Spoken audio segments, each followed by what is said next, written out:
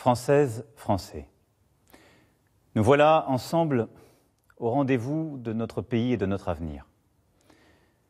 Les événements de ces dernières semaines dans l'Hexagone et Outre-mer ont profondément troublé la nation. Ils ont mêlé des revendications légitimes et un enchaînement de violences inadmissibles. Et je veux vous le dire d'emblée. Ces violences ne bénéficieront d'aucune indulgence. Nous avons tous vu le jeu des opportunistes qui ont essayé de profiter des colères sincères pour les dévoyer. Nous avons tous vu les irresponsables politiques dont le seul projet était de bousculer la République, cherchant le désordre. C'est donc désormais le calme et l'ordre républicain qui doivent régner. Nous y mettrons tous les moyens, car rien ne se construira de durable tant qu'on aura des craintes pour la paix civile. Et ma légitimité, je ne la tire d'aucun titre, d'aucun parti, d'aucune coterie, je ne la tire que de vous, de nul autre. Nous voulons une France où l'on peut vivre dignement de son travail. Sur ce point, nous sommes allés trop lentement. Je veux intervenir vite et concrètement sur ce sujet. Je demande au gouvernement et au Parlement de faire le nécessaire afin qu'on puisse vivre mieux de son travail dès le début d'année prochaine.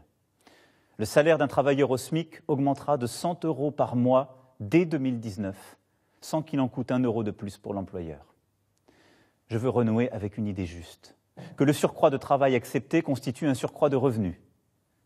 Les heures supplémentaires seront versées sans impôt ni charge dès 2019. C'est pourquoi je demanderai à tous les employeurs qui le peuvent de verser une prime de fin d'année à leurs employés.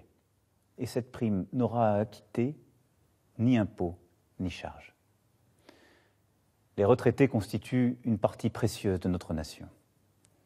Pour ceux qui touchent moins de 2 000 € par mois, nous annulerons en 2019 la hausse de CSG subie cette année. L'effort qui leur a été demandé était trop important et il n'était pas juste. Dès demain, le Premier ministre présentera l'ensemble de ses décisions aux parlementaires.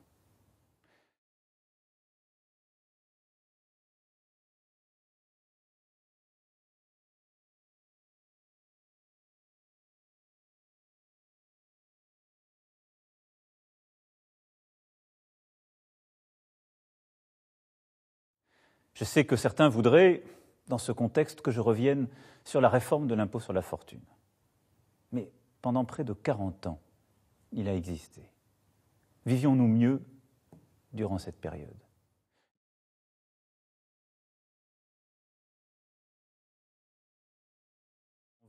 Cet impôt a été supprimé pour ceux qui investissent dans notre économie et donc aident à créer des emplois.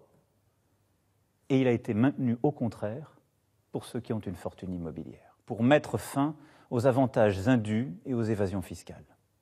Le dirigeant d'une entreprise française doit payer ses impôts en France. Et les grandes entreprises qui y font du profit doivent y payer l'impôt. C'est la simple justice. 18 mois.